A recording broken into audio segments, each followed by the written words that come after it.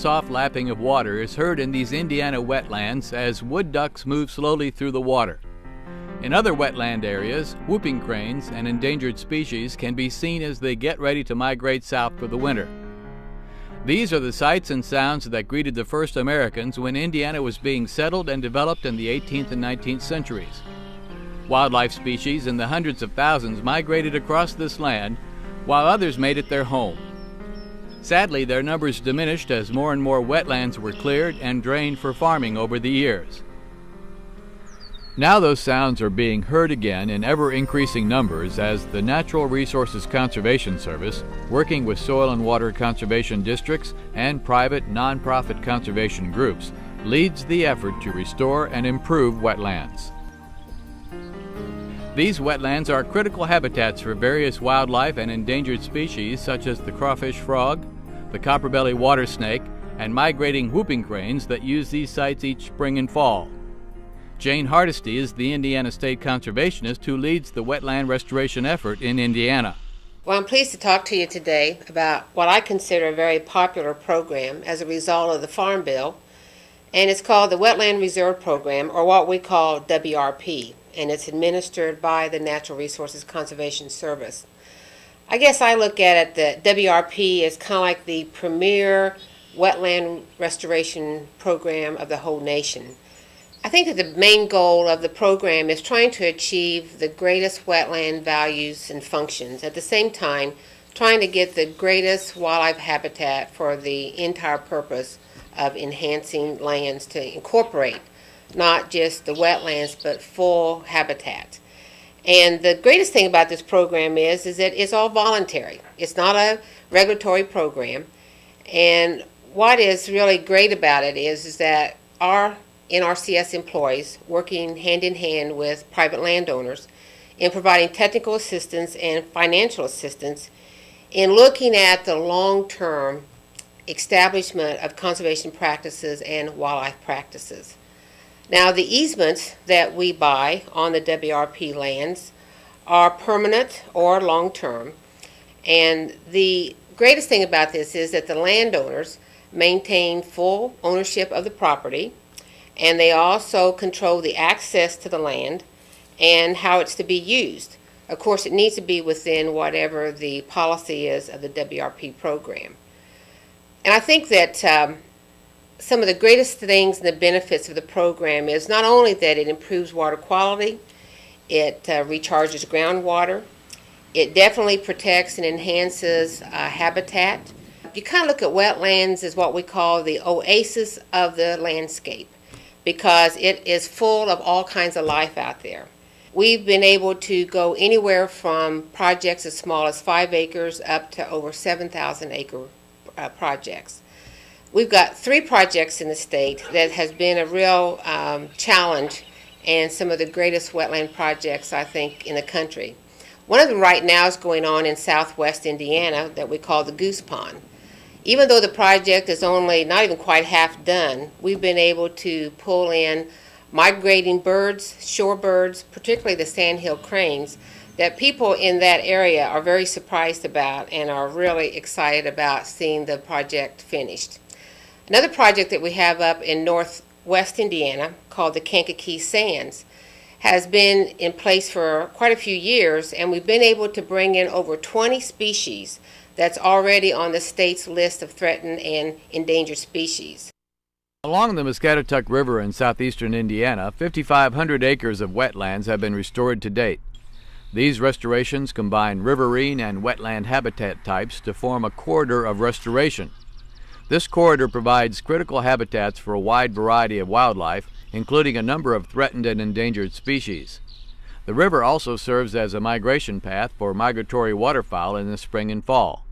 The restored wetland habitats in the river corridor dramatically increase the number and types of waterfowl species that use that path.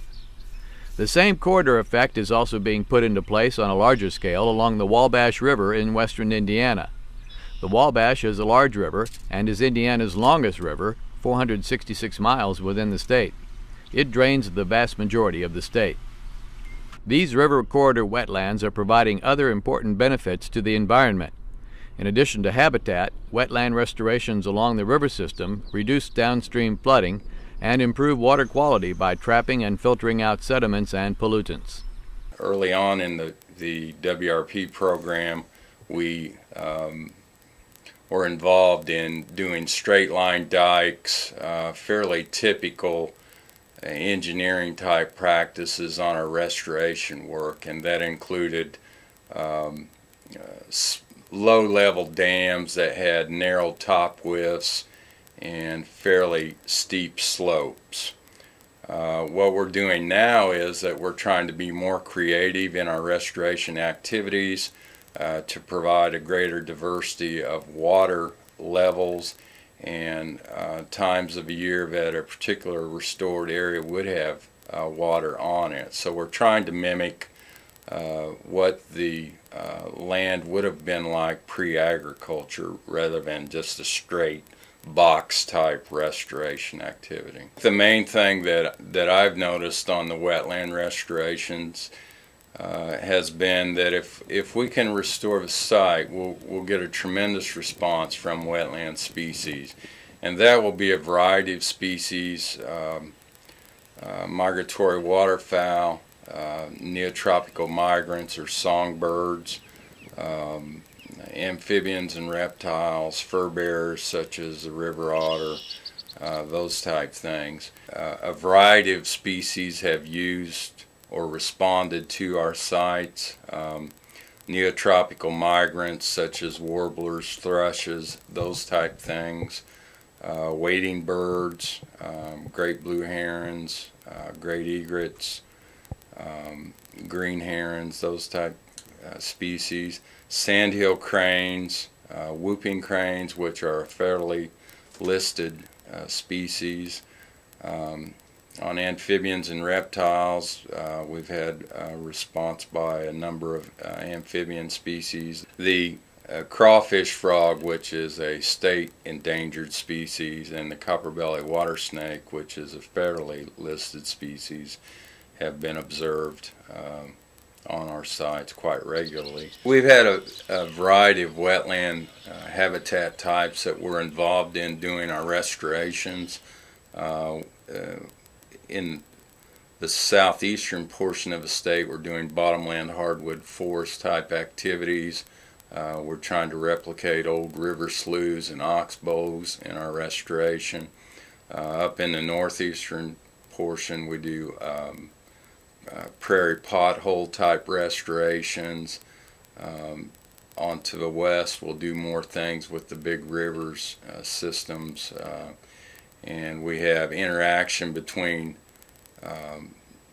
our wetlands and different prairie habitats, a mosaic, if you will, of different habitat types. And whenever we have two habitats coming together like wetlands and prairie, we tend to have a greater diversity and a greater number of species that would occur. In the past 10 years, Indiana landowners have restored over 35,000 acres of wetland habitat and enrolled an additional 15,000 acres of land in the Wetlands Reserve Program as associated habitat. In regard to the WRP restorations, on my right here we have an example of some of the older style restorations in which we have some deeper water on the site. The dike that I'm standing on is a higher built dike. It has narrow top width on it and fairly steep side slopes. We're getting away from those type of restorations, and we're going more to what you see on the left here, in which we have shallow water, 6 to 24 inches in depth, and we have areas that do have open ground on it. But this particular area is a good complex of WRP restorations that we've done. The largest wetlands restoration program site in the state is Goose Pond. It attracts hundreds of migrating sandhill cranes, great numbers of migrating ducks, and other species of wildlife that are on Indiana's threatened and endangered species lists. Well, historically, the Goose Pond was several thousand acres of shallow water, and since then it's been drained, of course, and then the highway was built at some point, and it pretty much dissects the old historic pool. And what we're trying to do is to work with the Indiana Department of Transportation and the Federal Highway Administration to raise about 2.5 miles of this road, which will then allow us to more historically restore this site. We'll end up with 2,000 acres plus, about 2,200 acres of open shallow water here in the main, what we call the main Goose Pond pool.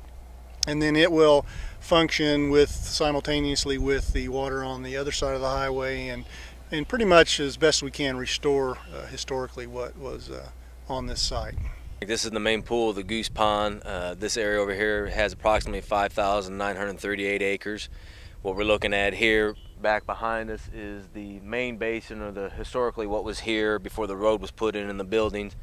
The tree lines in the background basically are the boundary of our easement out here, and the buildings up to the north of us also mark the boundary. So it kind of gives you an idea of the size of the project we're dealing with out here. And what we're trying to do is restore historically what was here of this old glacial lake bed, and there's be about approximately 2,000 to 3,000 acres in this main pool. Hopefully when the road goes up, then we'll be able to restore that 2 to 3 to 4 feet of water. We've got some interior ditches that we're going to be dealing with. It's going to have deeper water in there. And then back over here where the old pump house used to be, where we used to drain all this, is where we're going to put our big weir at that'll control the elevation of the water in here. So it's a project that I'm unaware that's being done in the United States right now, especially in Indiana. We're real fired up about it, real energetic about the opportunity it presents here. It's a challenge. One thing that we have found out that this project is, once you think you've got it figured out, it throws a monkey wrench in it. The soils are of such a nature, it being 70 to 80% clay, that the field work, the field itself dictates the field work that's being done. We try to follow our standards and specs the best we can on there, but we've had a lot of adjustments we need to make with our agronomists, our state engineers, to adapt to the field conditions to get this project up and running and get the restoration on the ground. We've created cradle and knolls. We've got 1,300 acres of prairie grasses, over 300 to 400 acres of trees, plus more to be done. And even planting trees on this soil is a challenge. And it will continue to be a challenge all the way until it's restored. Kinds of engineering work go into a project like this? For a project of this magnitude, there's many aspects of engineering. We've started with the survey, for example, then we moved on to basically planning, which is more of engineers need to be involved in it, but there's all kinds of other disciplines that are involved in the planning. And then we move on to actually doing hydrologic, hydraulic modeling. We actually get into looking at the soils. We do geologic investigations, which on this project we've utilized our own soil scientists, we've utilized outside sources. We're still in the process of trying to obtain further folks to work with us on the project to obtain more geologic information. As far as the designs, we get into designing water control structures, earth fills. Those are the basic two things, and we've also done a lot of macro topography work, which is basically just small basins in the ground to create some additional habitat. Dikes have been completed.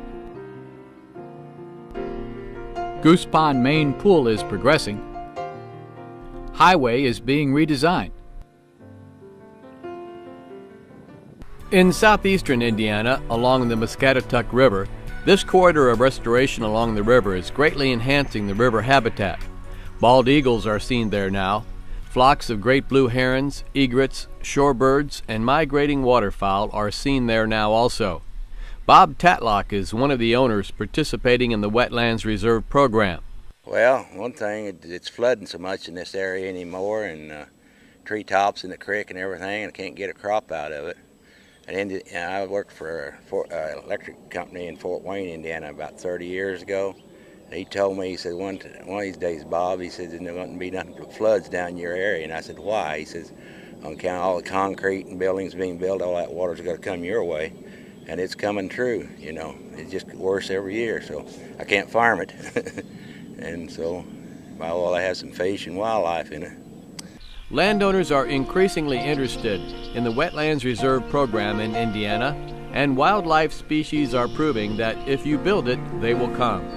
The Wetlands Reserve program is accomplishing its goal of no net loss of wetlands on agricultural lands.